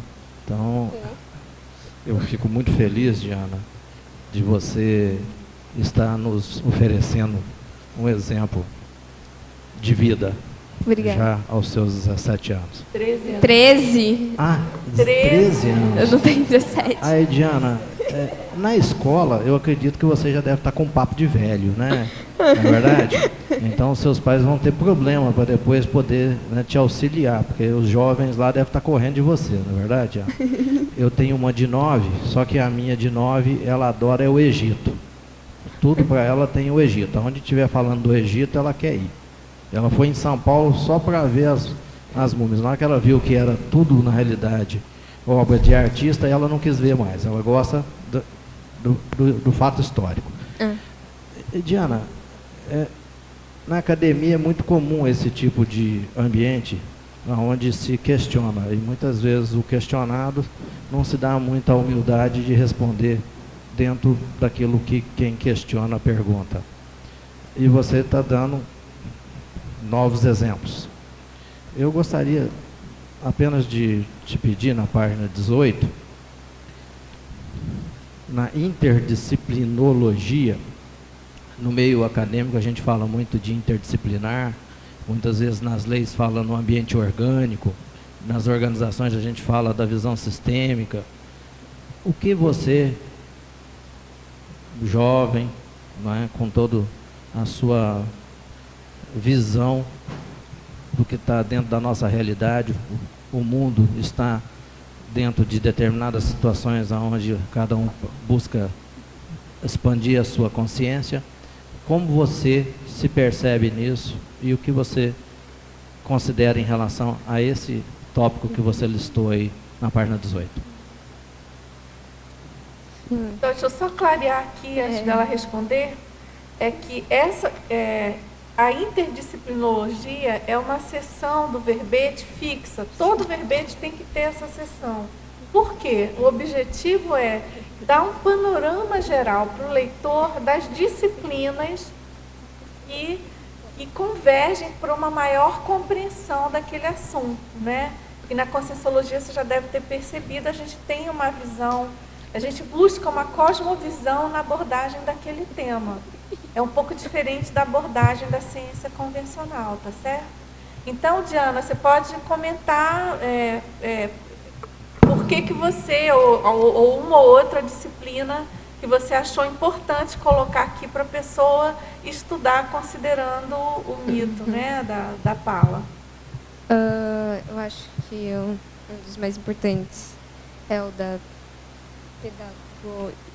pedagogia, que está relacionado ao estudo, né? Sim. Que da pedagogia, que é o estudo, né? Que você estuda aquele mito, né? A conviviologia, que era o convívio daquela época que tinha, né? Então os mitos dão uma relação de convívio, né? Também, deixa eu ver, a mitologia em si, né? Que é o estudo, os mitos que tem naquela época, né? Como a história. A própria questão da energossomatologia é bem importante também nesse estudo, né? Para entender aí os fenômenos parapsíquicos que envolvem, né, o assunto.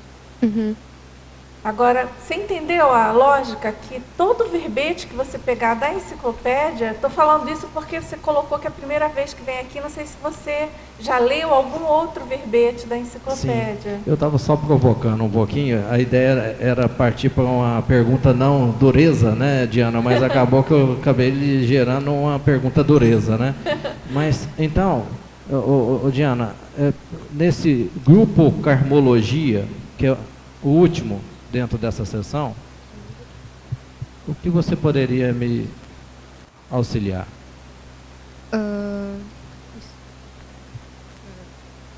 No grupo Karmologia. Sim.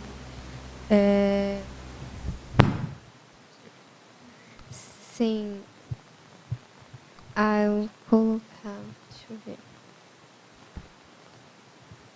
Diana, você começou falando da tertúlia, só vou lembrar você, tá? Você começou a tertúlia falando da sua relação com o estudo da mitologia, com a questão da relação com a sua mãe, com os seus pais e da sua afinidade com isso, né? Sim.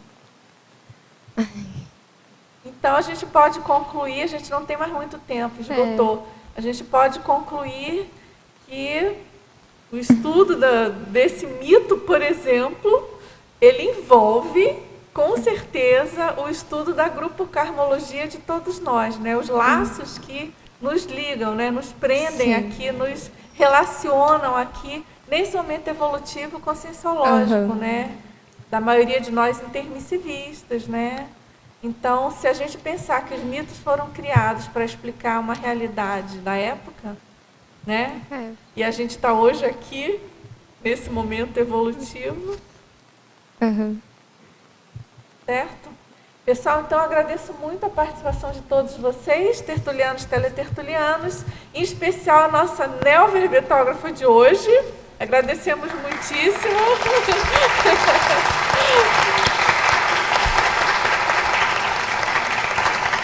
E vamos aos próximos verbetes, tá certo, Jana? Uma vez que houve a queda de todos os mitos relacionados aos problemas de escrita e defesa, tá certo? Muito bem, parabéns, pessoal. Então vamos aos nossos anúncios tarísticos.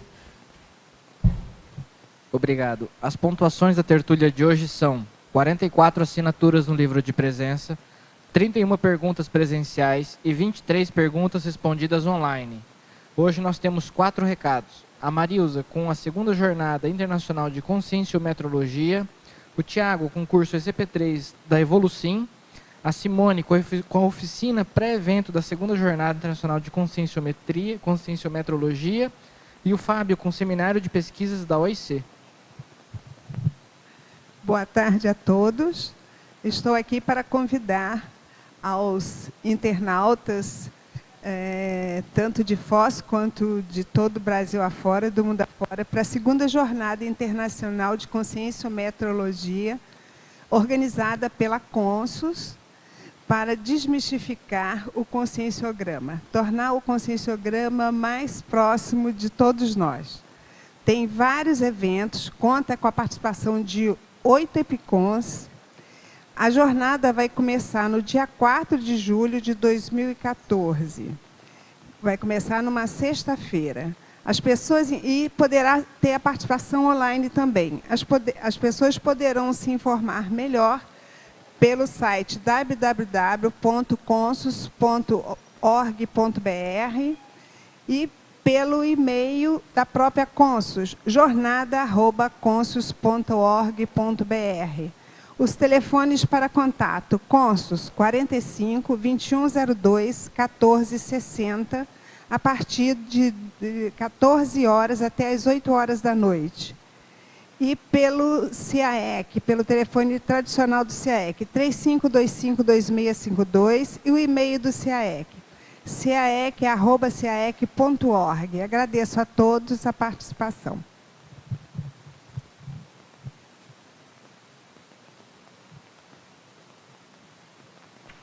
Boa tarde a todos. A Evolucim é uma instituição conscienciocêntrica que se dedica a desenvolver atividades para crianças, adultos e educadores. E esse ano nós vamos ter aí um curso em julho, nos dias 18, 19 e 20. Convidamos a todos, que é o ECP3. O ECP3 é um curso sem pré-requisitos, então a pessoa que nunca fez nenhum curso na Conscienciologia, ela pode fazer esse curso, que ele é um curso de campo parapsíquico. Ele vai ser coordenado pelo EPICOM Moacir Gonçalves. Então, ele vai ser de sexta a domingo, é uma imersão em um hotel aqui em Foz do Iguaçu, visando aí a autopesquisa, o desenvolvimento parapsíquico, e toda a verba do curso vai ser direcionada para a construção da sede da Evolucim. A Evolucim tem uma sede aqui, um terreno aqui no Discernimento, que é um local aqui em Foz do Iguaçu, e visamos construir a nossa sede para ampliar as atividades aí com as crianças, os pais e os educadores. Então vocês podem acessar o site, é www.evolucim.com.br, e também do ECP3, www.ecp3.com.br, e vocês podem assistir logo em seguida agora os recados, o vídeo da Evolucim, ok? Obrigado.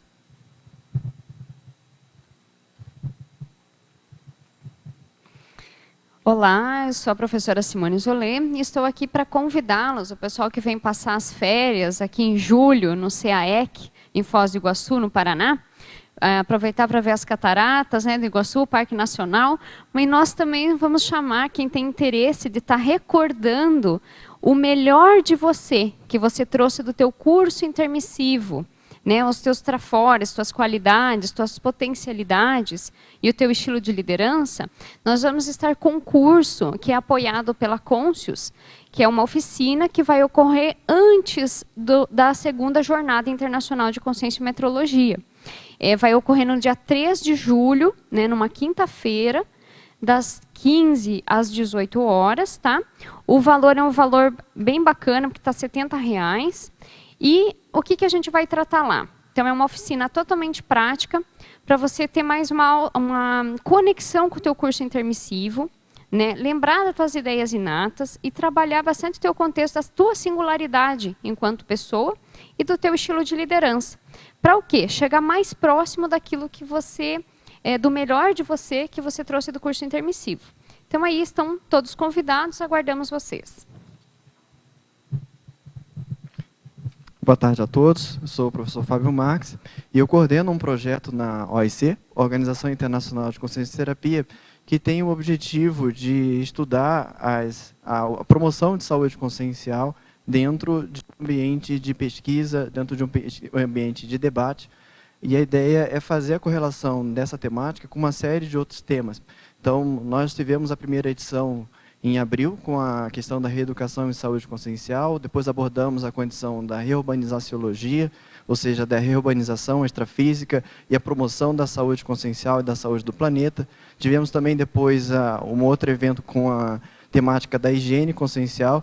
E, continuando agora essa série, nós convidamos os pesquisadores Leonardo Paludeto e Márcio Schunemann para estarem falando sobre a saúde organizacional. O seminário ocorre no sábado, dia 21 de junho, das 19 às 21 horas. E alguns assuntos que são debatidos lá, nós vamos estar falando sobre melhores práticas em gestão conscienciocêntrica, a condição da preceptoria organizacional e o epicentrismo conscienciocêntrico. A atividade é gratuita e nós vamos estar transmitindo online. Maiores informações no Facebook da OIC. Obrigado a todos.